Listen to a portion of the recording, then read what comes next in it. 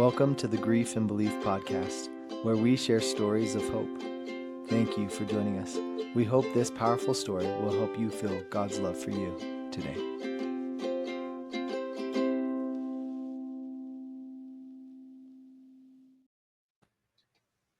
Welcome to another episode of the Grief and Belief podcast. I'm David Mickelson. I'm Corey Andrews. And we are so excited to have Mikkele Daybell with us today, who everybody's going to get to know and listen to her share her story. In fact, Corey, do you want to tell everybody how we know Mikkele? Yeah, so we interviewed Mikkele's mom, April, a couple of months ago, I guess, and she introduced us to her son Grant, and then Mikkele is Grant's older sister by how many years was it? 4 or 5 years? 4.5. 4.5. Wow. Yeah. Yeah, and so we're excited to kind of dive into this point of view, the older sister's perspective, and get to know your side of the story and how that's influenced you and throughout your life. Because from what I understand, it's played a pretty pivotal role in the rest of your life. And Sure. so, yeah, excited to talk about that and how it's helped you find your purpose and some of the missions that you're completing right now. But we also have a connection that I taught your husband in seminary. Yes. Yeah, Yeah. yeah. So He loved, loved have. he loved Oh, you. did you ask him if he remembered me? I did. And he said, such a great guy. Oh, that's so nice of him. Thanks, Will. When you listen to this. Oh, that's fun. Well, anyways, we're so excited for our audience to get to hear your story, Mikkele. Thank you for being here today. Yeah. Thank you for having me. I'm excited. So, Mikkele, why don't you tell us a little bit about you? What do you want everybody to know about who you are and what you love and all of that? Oh, man. I am a big Springville person. I grew up in Springville, have basically lived here my whole life. We had a little stint in Texas, but other than that, I have lived in Springville. My little family is comprised of my mom and my dad, and then it's me. I'm the oldest. I'm 25. I have a younger brother, Grant, who we're talking about today. And then there's 4.5 years in between us. And then between him and the next, I think there's 4 years, and her name's Hallie. And then the youngest is Tessa. And we all have that age gap there, the 4.5 age gap. I am married to my high school sweetheart, like we talked about. Me and Will, we started dating in high school, and I was the chaser. My in-laws like to tell me that I was the cougar and the chaser, and they like to tease me about that. But I'm grateful that I chased him. He is seriously my rock, and we've just built such a beautiful life together. We will be married 5 years this month. So that is such a big milestone, and just keep growing together. It's been so fun.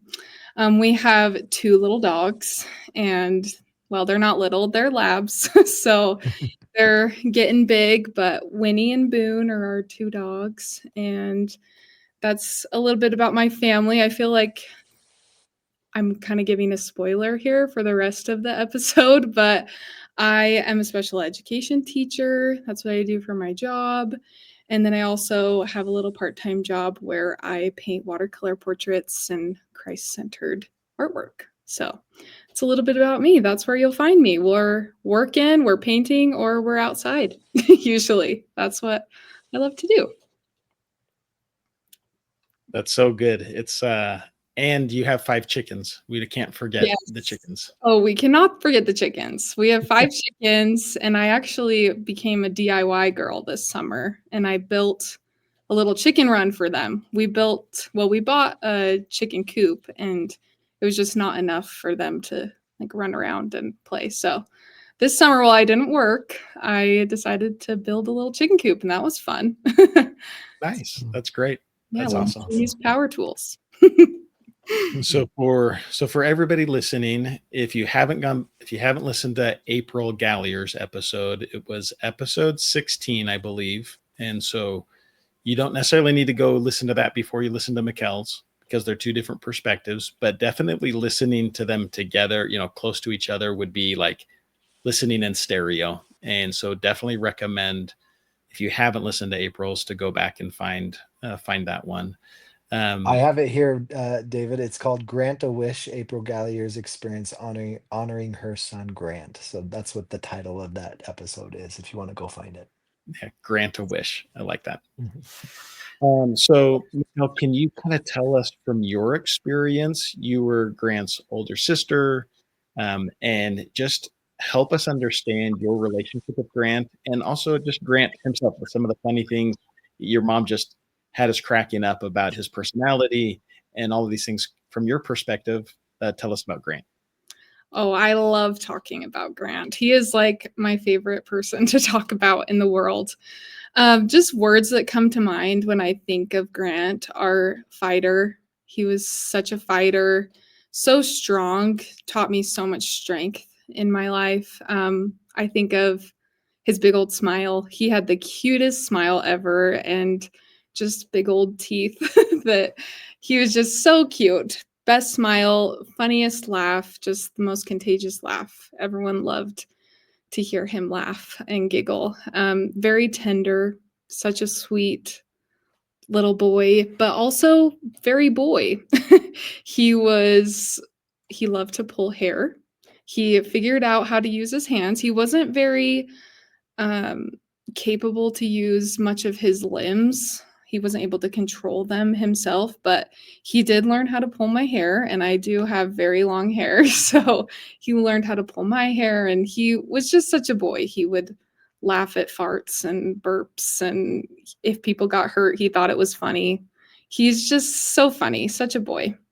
He loved game shows, and my mom hit on this a lot, but absolutely loved game shows. It was really cute. We would play about the same game shows over and over again. We just had a little TV set in his bedroom, and we would play the DVDs over and over again, or we had podcasts that we'd play on the phone if we were out and about. And we all knew the answers because we'd listened to them a million times, but especially Grant knew all the answers. And you would just see him right before they were about to make the wrong answer. He would just kind of clench his body and he would get so excited. And then they would say the wrong thing and he would just burst into laughter and just thought it was so funny, no matter how many times he's listened to it. I remember one episode of the Cash Cab, and one of the answers she said was the pearl. I don't even know what the question was, but her answer was the pearl. And he giggled so much to that question every single time, no matter how many times he'd heard it.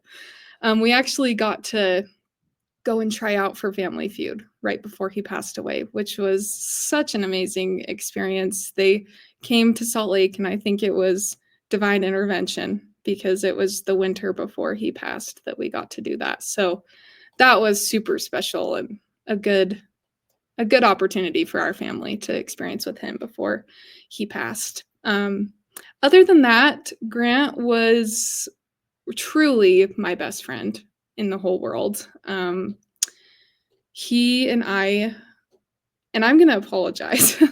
I am a very highly emotional person, so I will probably be emotional about this little No guy. apology needed. Yep.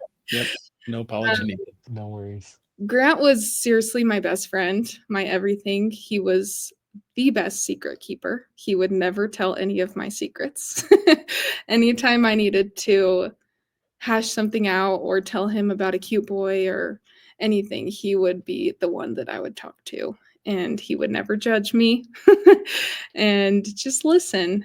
He was seriously the most perfect example of Christ to me, and just selfless and non-complaining and just exuded sunshine. Truly is the best way that I can put it. He was just such a light, and everyone around him knew that. Everyone around him, I remember his funeral, people would come, and it was person after person saying, he just touched my life. I didn't know him very well, but his smile would light up a room, and he was just the funniest little kid. And yeah, he was just super well known because of just his character. And even though he couldn't voice really his character because he wasn't able to communicate in that way, he showed it through actions. He really just showed who he was through the little actions that he could. So it's like he could get his message across when he needed to. Oh yeah. He didn't have a ton of words he could say. He did. It was kind of trial and error at the beginning.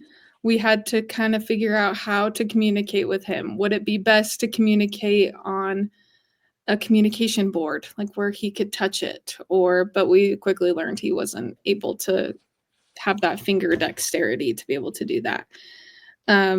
Other things like touching a switch of yes or no, or he finally learned how to say yes. And then he also learned to stick out his tongue for no. So that was how we would do things. We would say, do you want to watch Family Feud or Cash Cab? And then we'd say, do you want to watch Family Feud? And he would say yes or no. And then, do you want to watch Cash Cab? Yes or no. But I do pride myself in that he learned how to say my name. And he said Kel. He also said some other words, like he called my dad damn, actually. And he would say mom, and he would call grandparents damma. He just tried his best. He wanted to communicate, and he did as best he could with his words, but for sure showed it in his actions. For sure.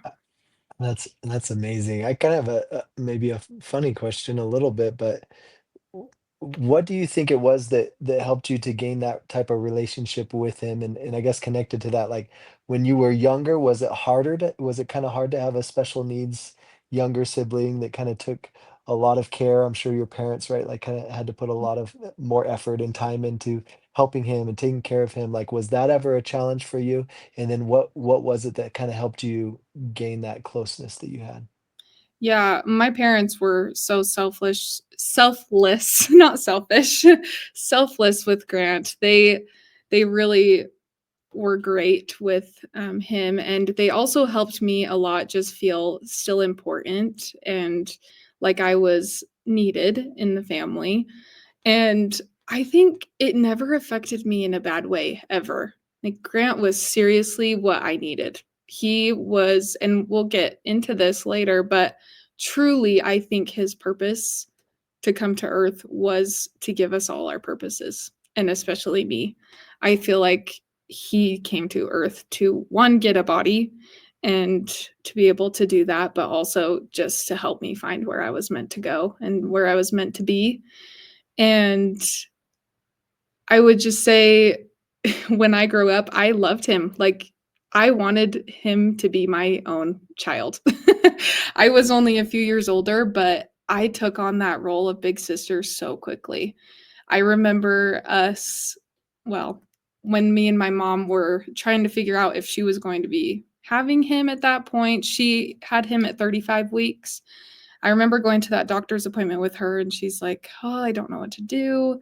Like, we're going to have him today. And I really wanted to stay. I remember that. I wanted to stay to see him. And obviously I couldn't. I was able to go later, and I had my big yellow big sister shirt on. And I was just so excited to be a big sister to him. And I think that was one of my callings in life, really, was to not see disability.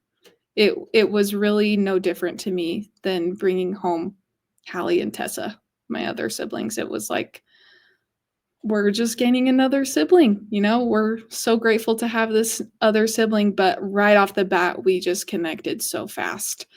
And I think a lot of it had to do with just me wanting to have that connection, but also I just was able to fully put myself into helping raise him too.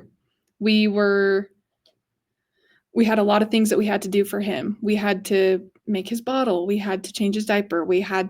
At some points, he had a G tube, and he had oxygen and all these things. He had nighttime medications that had to be done. And I loved to just learn how to do that stuff. I always wanted to help with the bottle. I wanted to help with making the medicine. And my mom waited till I was a little bit older to help with the medicine. But they just entrusted me. They really did. They just let me step up to the plate. And I'm so grateful that they gave me that opportunity to do that, because it seriously just changed my whole life. That's So awesome. yeah. I mean, you can feel the love that you have for Grant, like, and you can tell that it's deep and sincere. And I think all parents are like hoping for that kind of oldest child to be there, regardless of any circumstances. Every parent's like, we need that, that oldest one who can help out. So um, tell us a little bit about Grant. As like, how old were you when Grant started to pass away, and maybe just kind of walk us through what that experience was like from your perspective as the loving older sister who cares so much about her little brother. Yeah. Well, I feel like I almost have to go back to the beginning a little bit.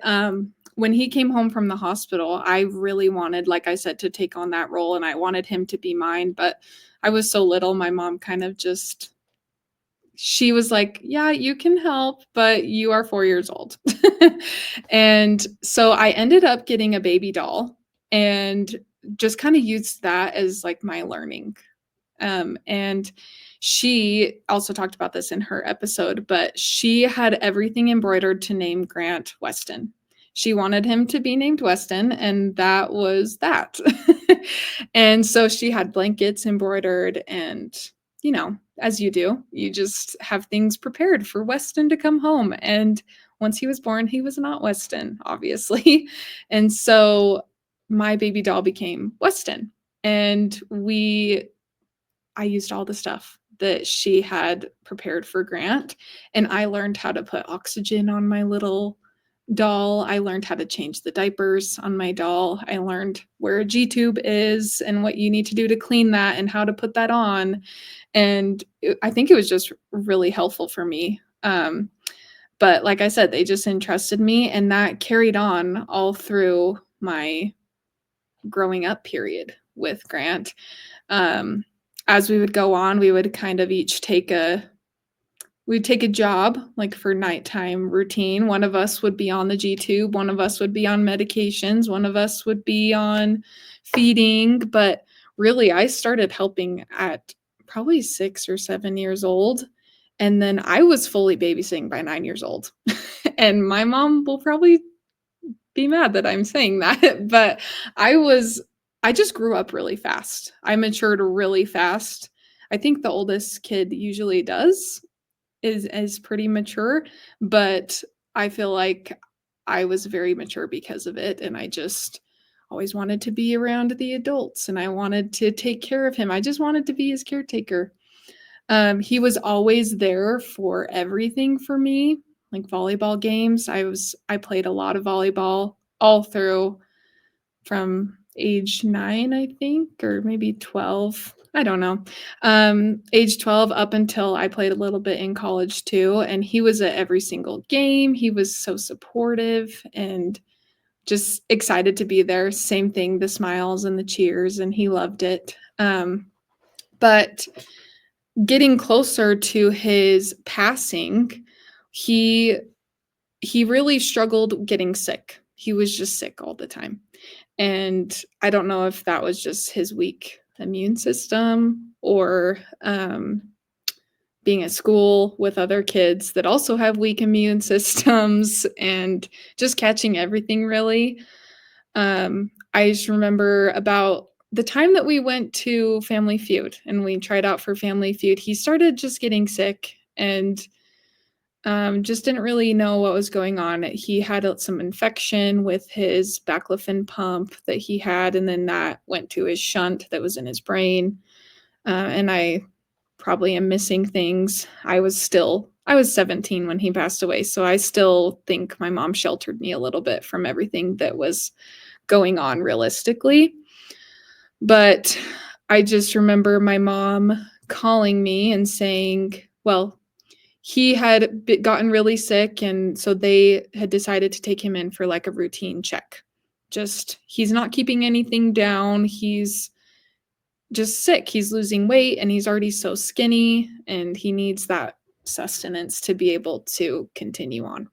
So my mom just said, we're going to just go in. We'll do the routine fluids. We just need to get an IV, get him some fluids. He'll feel better. And that was not uncommon. It was often that we did that, especially in his later years. He just needed that stuff. He needed to be able to heal that way. He wasn't able to fight it as well. So she ended up calling me about a few days after they had been checked in, and she said, it's not looking very good. And I remember I was playing in a volleyball tournament. It was summertime in 2017. I was playing in a volleyball tournament, and I came home and I'm like, just checking up. And she's like, yeah, he's not doing well. I don't think that this is going to last much longer. I don't know how long his body can fight. And he's just really tired. So I got on the phone with my parents. Me and my dad and my grandma ended up driving to the hospital. And I remember so vividly, it's a far drive to Primary Children's from Springville. It's like an hour and 20-30 minutes. I remember driving in Provo, and I looked out the window, and all the cars are driving kind of close to each other. You can see what people are doing in the cars next to you. And we just had Imagine Dragons playing on the radio. I don't remember what song, but I remember it was Imagine Dragons.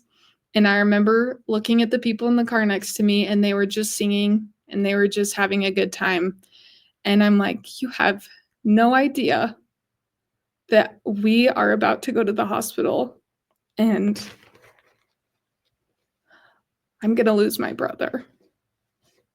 It's such a weird thing to see other people living their normal lives when the hardest trial of your life is coming up, and it's going to be the hardest trial. And I just so vividly remember being like, I want to trade you places so bad. I want to be listening to Imagine Dragons in your car, not this car. I want to be with my brother in that car. But like I said, I was 17 years old, and I made the decision. My mom gave me the option if I wanted to come up or not to the hospital, and I'm so grateful that she let me do that. So we went up to the hospital, and I remember having my parents talking to the doctors, and they were just saying, I think we should sign a Do Not Resuscitate. And it was just so heartbreaking, and I don't feel like any parent should ever have to do that. But they ended up signing the DNR, and we just sat and waited with him, and we just took in his sweet little spirit. It was pretty apparent that he wasn't fully there anymore, just his body was there, but you definitely could still feel his presence in the room. We would just sing songs. Grant was a huge lover of music, and that is also a big bond that we shared. I love to play the piano. I love to sing. We would sit around the piano, and I would play. His favorite song was Follow the Prophet. I don't know why, but ever since I started playing that song on the piano, he would just giggle and crack up. And so we just played Follow the Prophet, and we played other songs that would hopefully make him feel at peace and have that transition. And we actually sang Follow the Prophet as his opening song at his funeral. That's awesome. You don't really hear of that much, but that was such a special song to sing at his funeral. We ended up just being in the room together as a family, me and my mom and my dad, and then Grant. And I had just played in that volleyball tournament, and I was exhausted. So the nurses were super nice and actually let me sleep in one of the beds next door. And my mom was like, he'll have some more hours. Like, you go rest, which is so selfless of them, just still looking out for me, even though they're going through the hardest thing they will probably ever go through. And my mom woke me up about 6 in the morning and she said, it's time. It's time you need to come in. And so I came in and you could feel heaven just so closely. It was probably the strongest I have ever felt God's presence in my life.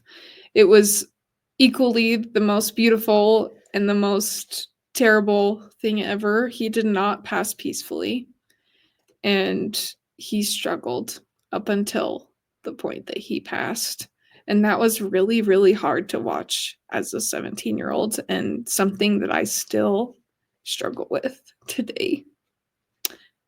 And he just never complained, ever. He was never a complainer. And I think it helped me at that time to be so grateful for my circumstances. I'm so grateful for a healthy body. I'm so grateful to be able to walk. I'm so grateful to be able to itch my mosquito bites. That was one I thought of all the time, that the poor little guy would just get eaten alive with mosquito bites. And I'm like, oh, I wish I could itch that for you. I probably won't, but it helped me feel so grateful for my circumstances, but also he was such a good example of grace and understanding during those hard times. But he did end up passing early in the morning on 7-Eleven day, Slurpee Day. He passed on Slurpee Day in 2017, and we all just, me, my mom, and my dad, we each took turns holding him. And it was so interesting because the medication that he was on was making him super rigid all the time. And so holding him, we would have to hold him to feed him or do anything to move him from his wheelchair. And he was so rigid, like a board. And we ended up, once he passed, we were able to hold him just like a little baby, because he was just finally free of that pain and that suffering. He was just finally able to relax. And it was so beautiful. I just held him for so long. And we sang songs together. And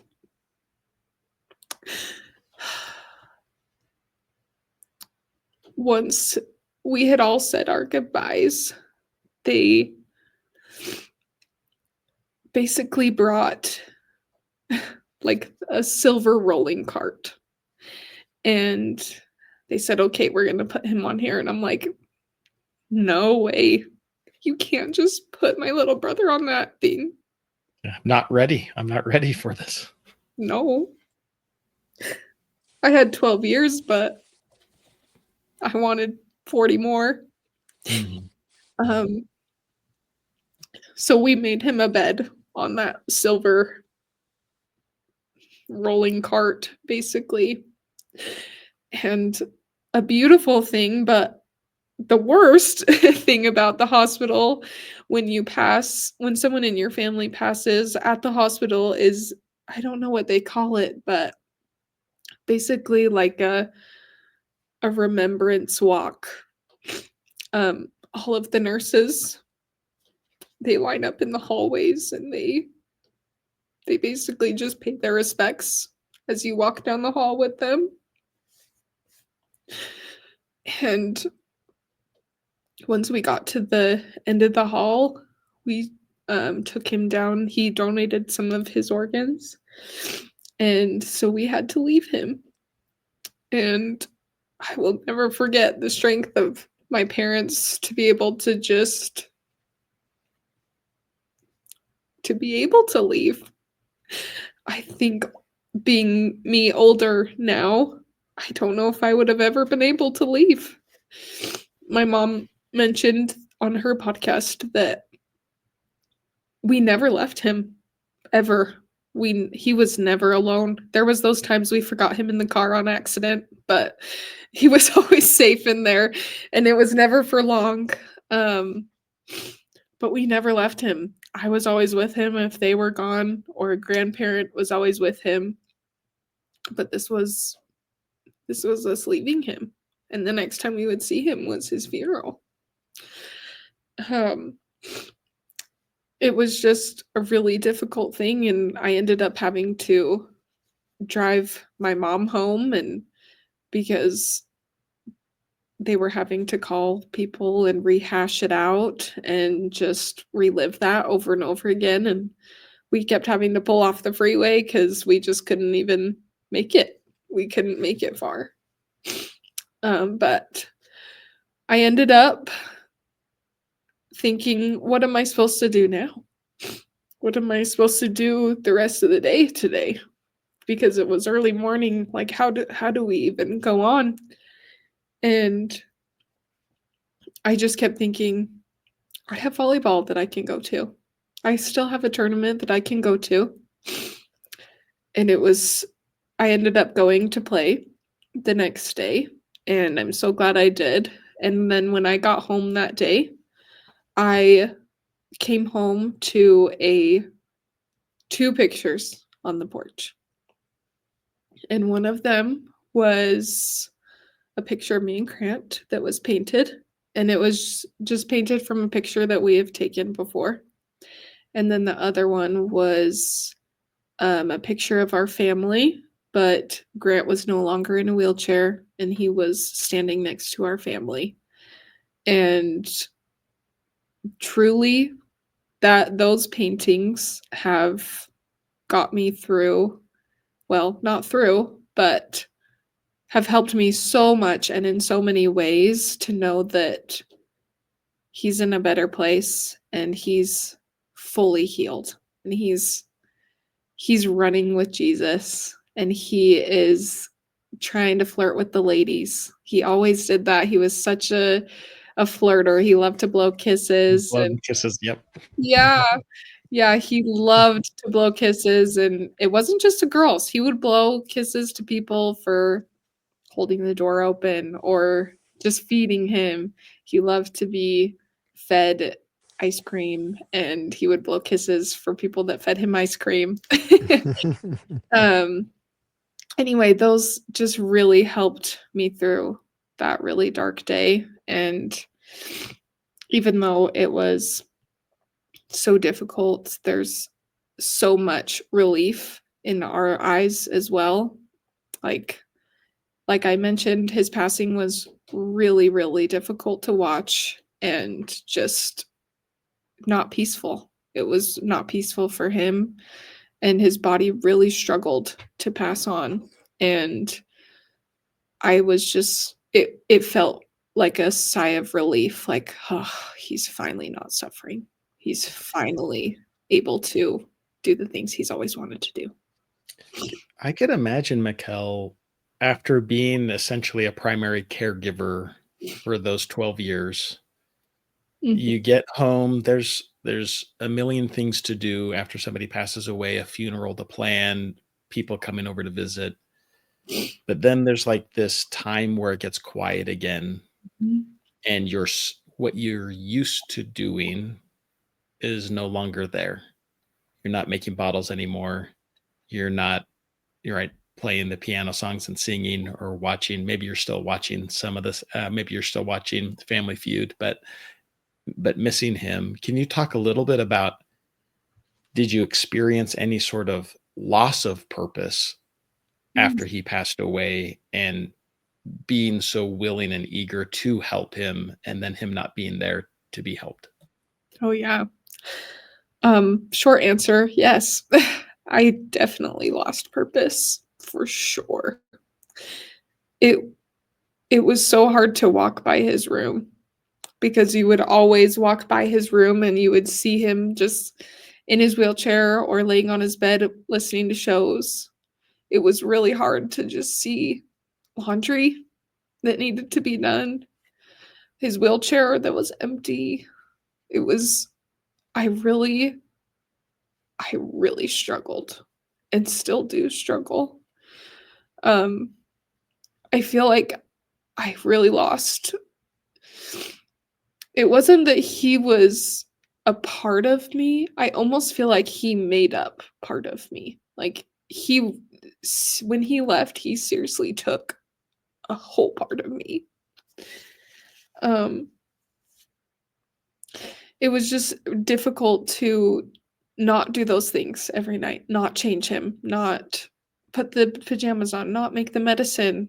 And I think I found myself almost pulling away from things that I love to do, like playing the piano. I almost couldn't do it.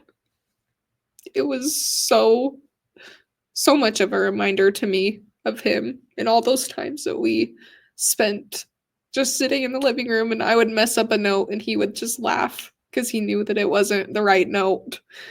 Or playing Follow the Prophet. Like I said, he loved children's songs. And even just preparing for this podcast, I've just been thinking about things that he loved, and I remembered Follow the Prophet, and I actually got it out the other day. And that was the first time I played it since he passed, and it was like ripping off a half put on Band-Aid, basically. Like, I had kind of put it in a box and I shoved it away, basically. I didn't want to play it again. I didn't want to hear it again, basically. And playing it the other day was honestly so healing. It was just so helpful for me. I wouldn't say that, obviously, like, you don't move on, for sure. You never move on, I don't think. At least I haven't. But I think you do find ways to cope with it. And my way was to shut it out, truly. And I think on the other side of things, I also kind of shut out my savior. And I thought, why? Why? And I hate asking that question because there's so many people that are going through so much harder things than I'm going through. And honestly, Grant's passing is so joyous for him that I just kept finding myself asking why, like, why us? Why do we have to lose him? And it wasn't just him. We had lost my uncle and then my grandpa also within a short amount of time. It just felt like we were so surrounded by grief, and it just almost felt easier to just pull away. And I find myself doing that sometimes even now, as I'm going through trials, I feel sometimes like it's easier to pull away. And of course, that's never the answer. And of course, it's so much harder when you do that. It's so much more of a struggle when you pull yourself away from those things and don't work through it. But it was really difficult. It still is really difficult. So how did you go from that feeling of not having your purpose to Grant's passing helping you find your purpose? Yeah. Well, like I said, I was 17 when he passed. So just pivotal in general. Such a pivotal time of life. And like I said, I played volleyball. And so I thought, well, that's an option. I could play volleyball. That's a safe option. I could go to school. What am I going to do next? I was a junior in high school. So I kind of just coasted along my junior year. It was a really hard time. Just my junior year in general. You know, you have the ACT, you have the the hard stuff of just being in high school, and finding your purpose alone in high school is hard, I feel. But at that time, and this is me being weird, but I saw his grief. I see things in colors. It's something that I don't know. I just see that. It's something about my personality. Even just like Thursday to me is brown and it's also fall. I don't know. There's just weird connections that I make like that. But Grant's grief, when I started off, it was like a deep purple. It was something so hard for me to go through, but it started off that way. And over time, it started to change color and change shape for me. I would say now it's more of a yellow. Grief is more of a yellow for me with Grant. And I think that comes with age and realizing that he is in such a better place and he is perfect and he's not suffering anymore. But yeah, that was really hard. I think at that time I graduated high school and then I thought maybe volleyball is the answer. And I had not wanted to play actually in college. I didn't want to, and my mom was really, really trying. She's like, "Come on. We've done all this work and you're like at the peak of your career. Like, why would you stop playing right now?" And I had a hard coach and I had lost my brother. And I said, he was the one on the sidelines. He was there. Volleyball was a reminder of him. It wasn't, it was an outlet for me, but then watching my mom come in without that stroller, it was like, where is he? And why is he not here cheering me on? So I actually did end up playing volleyball because I didn't know what else to do. I lost him and I had no direction at all. I decided that I would go play and I tried it. I did not love it.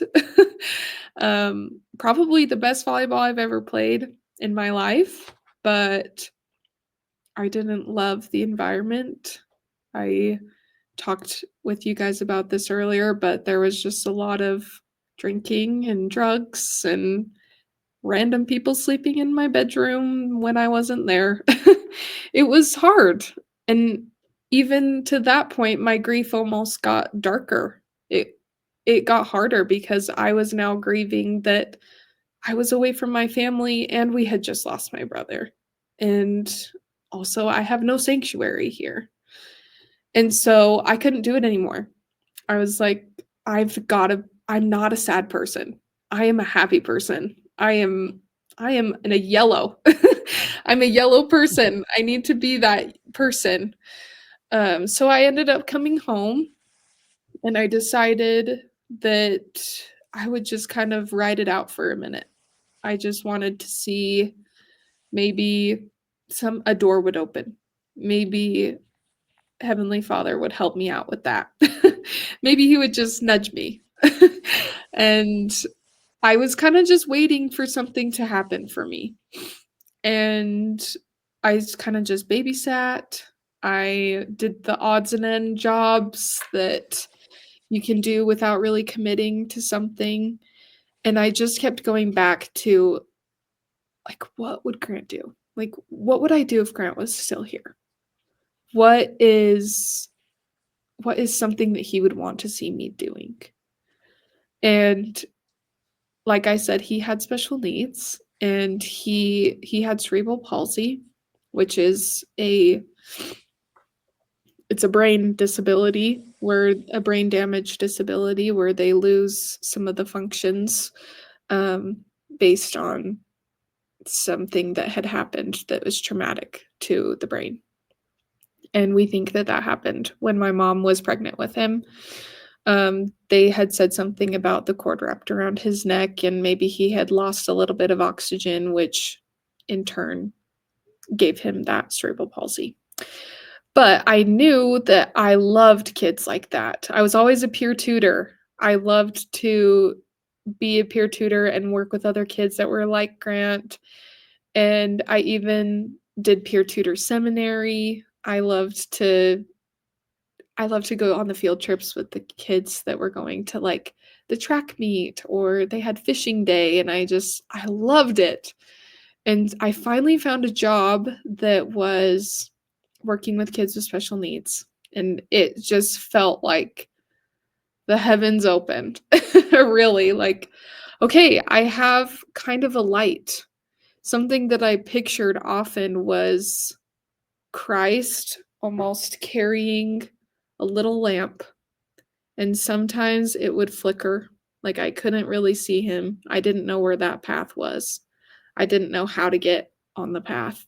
And sometimes it was brighter and I had a little bit more of a glimpse of him, and I could see, oh, I need to go to this. And this was one of those moments where I thought, okay, this is falling into my lap and this is something that I want to do. So I started doing that, and I quickly realized during that I wanted to do this forever. I want to work with kids with special needs. I want to do that because that's the people that did that for Grant. They changed our lives, and they were surrounded by that. And why wouldn't I want that constant reminder of my brother? I want that drive, and I want to feel his presence every day, really. So I ended up going to school, and I'm still in school. I was talking with David that I've been in school since kindergarten because I have gotten my associates and then I got my bachelor's, but I ended up getting that in preschool special ed, and now I teach first grade special ed. So I had to get a different endorsement, and so why not do my master's? So I'm just riding that school path, but I am in year 3 of my special education job, and it is a constant reminder every single day of the person that gave me that purpose. He really was the driving force, and still is the driving force of everything in my life, truly. And I still live to be that person for him and be that person for others too. I want to still continue feeling that closeness with kids that have special needs and growing that bond with all these kids. I have pictures in my classroom hung up of me and him, and this is one of them. Just a picture of me and Grant. And I like to bring him up. I like to bring him up a lot, and I keep these up because I want them to ask. I want the kids to say, "Who's that?" And he's kind of like me. And it's just such a good conversation for us, and just a way that I can still honor his memory and also just have him be a part of me still. I love that so much. I was just thinking just how these people, I think, especially when they leave early, come to teach us just such powerful lessons, and then when they're gone, it like highlights them. And I was thinking of a yellow highlighter. That's just what came to my mind after you talking about colors. Like we just kind of highlights them as these lessons that they came to teach us were just become more powerful, and then right they help us find our purpose. Right, as we learn from those lessons, and it takes time, right? But they help us find our purpose. Our daughter would have been special needs had she have lived longer than the 38 days that she lived. But and so I like to think about that, like what that would have been like to care for her and to be with her. But then also think of her passing and how that has helped me find a purpose in different ways, and this podcast being part of that, and of that purpose. And anyways, I just love that message and that idea that we can find our purpose in our grief. Mm-hmm. For sure. So, Mikkele, you also talked a little bit about watercolor and this kind of gift that you discovered. Can you talk a little bit more about that, and maybe Grant's how he influenced that? Yeah. So like I said, that day that we got home from the hospital, or a day or so after, those paintings had shown up that a good friend had given to us. And I still to this day have mine on my bedside table, and my mom has hers hung up in her house. And it's such a good reminder every time we walk by it, and a huge source of healing part of that grief for me. Just knowing that he's in heaven, he's being taken care of. We're not having to take care of him anymore, and that's okay. We don't have to be the ones that are taking care of him, because he came and he did his job, and Heavenly Father's got it. He's going to take it from here. But I realized that because that was such a big support and a big help in my life and helping me get through part of that grief, I wanted to do that for other people.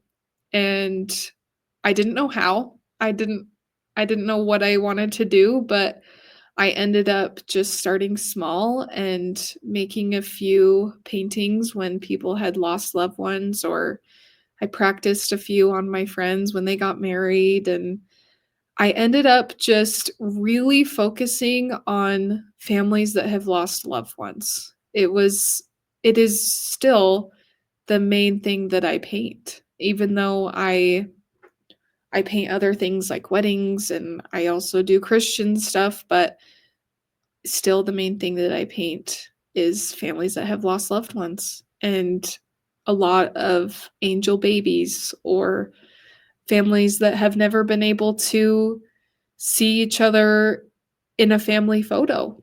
It's something that gave me so much peace and comfort, and I wanted other people to feel that, because it's such a special thing to see that. And so yeah, I do those watercolors for people that have lost loved ones, and it brings me joy, but also a lot of hardship. I feel like I'm taking on a lot of their sorrow too, and then it also reopens that band-aid every single time, of just, oh, I know what you're feeling. I can resonate with you so much on how difficult it is. I keep thinking back to, I should have mentioned this earlier, but I keep thinking back to seminary at that time of Grant's passing, and when I was kind of pulling away almost, and not in a drastic way. And I don't think I even realized I was pulling away. Just kind of maybe stopped reading my scriptures less, stopped praying as much. And I remember that we read, I don't remember exactly where in D&C it is, but it's Joseph Smith talking about his trials. And he's just saying, deep water is what I'm wound to swim in. And I remember my teacher being like, what do you guys think that's about? And how can you resonate with this? And immediately I'm like, yeah, sometimes grief feels like you are just drowning, and you have nothing to reach for. Like you're reaching and reaching and reaching, and you feel like you can't get out of there. But just like that image of Christ reaching for Peter, we are the same. When we are drowning and we are struggling and feels like we're in that deep water that we're wound to swim in, he's our lifeguard, and he's right there. He is holding his hand out for you, and he's ready to help us and help us get through that grief. And so that's a lot of the stuff that I do too. I love to help people feel that that pull, that he's there and he's going to rescue you. He really is our lifeguard. And so that's a big driving force of just honoring Grant's memory too, and also helping other families feel peace as well. I love that. And just in case somebody's thinking that could be a resource that might be able to help them, what is that called? How would they find what you do there with the paintings? Yeah, so it's called Faceless by Mikkele. I do like faceless paintings. So you can find it on Etsy, which is usually the best place to reach out, but I also have Instagram too. And I love to hear the stories and feel that connection with people and talk about our grief together. There's so many people that we have talked about sharing hospital experiences, and it's just a great way for me to honor his memory, for sure. I love the one you received and he's standing up, right? Like that, just to be able to see it that way, like he is still alive and it's different for him now. Like that's just so powerful. Thank you so much for sharing that with us. Super special. Well, Mikkele, as we kind of wrap up now, we always like to ask our guests the same question, and so we'll propose the question to you too.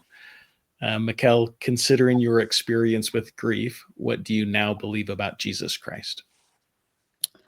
Man, I am going to cry, I think, a lot. But I would say my main thing that I have learned is that he's always there. He's not leaving. And he's giving us those trials that he knows we can get through. And maybe not even get through, just he knows that we can take it and we can learn from it and we can be a support for others that are struggling in that same way. I feel like a lot of times when I was in that purple stage of grief, I was really retreated. I didn't want to reach out. I didn't want to really pray. I thought, he's not listening. I asked him to keep him here. He's not listening to me. And really, hindsight is always 2020, but he was only supposed to live a few years. He was only supposed to live to be 2 years old, I think they had said. And we got 12 years. He was listening. He was listening to our prayers, and he gave us the time that we needed. And he gave Grant the time that he needed to just be that support to those around him and to change the lives of those around him. I feel a lot of the times that maybe in that dark purple time, I was holding on to a thread of Christ's robe, maybe just a tiny little thread. And as the years go on, or as I mature and realize that I need Christ, I need Heavenly Father, I'm trying to grab as much as I can of his robe. I'm trying to just cling to that and throwing myself into Christ's word and just hearing scriptures or listening to words of the prophets and singing. I love to listen to Christian songs, and I feel a lot of closeness to Heavenly Father and Jesus Christ through music, and also to Grant. Like I said, I just feel so close to heaven, really, when worshiping, singing songs. And one of the songs that has helped me get through grief, it wasn't around at that time. I wish it was around, but a song that has helped me get through recent grief and recent trials, it's called Flowers by Samantha Ebert, I think is her last name. And she's just talking about, like, I'm praying in desperate, like, I'm desperately praying for you to come help me. I'm desperately seeking for you to be a support for me, and I need you right now. And she goes on to say, I have a little bit of it right here. It says, so whatever the reason I'm barely getting by, I'll trust it's a season, knowing that you're by my side and every step of the way, and I'll be okay. Because I brought it up in a desperate prayer, Lord, why are you keeping me here? Then he said to me, child, I'm planting seeds. I'm a good God and I have a good plan. So trust that I'm holding a watering can. Someday you'll see that flowers grow in the valley. And it's such a good visual for me to see, like, we might be at the bottom of that mountain when we are in the depth of the grief. We might even be in the canyon, actually, when we're at the peak of our grief. And slowly through Christ, we're working up that hill. We're trying to honor our loved ones' memories. We're trying to serve others, because that was our answer to prayers, was the service that others were giving was such a huge answer to our prayers. But we're trying to make it up that mountaintop, and all along God is planting those seeds for us. He's helping us get through it, and he's watering us through it if we'll help open up to him and open that door. He's always behind that door for us, and we just have to open it because he's going to support us. And at the end of the song, she says that she's up on the mountain at the very top, and she's looking down below, and she sees all the flowers. And she says she's thankful for the rain because it brought her to a place where she was able to be that for other people and be a support for the people that are around her.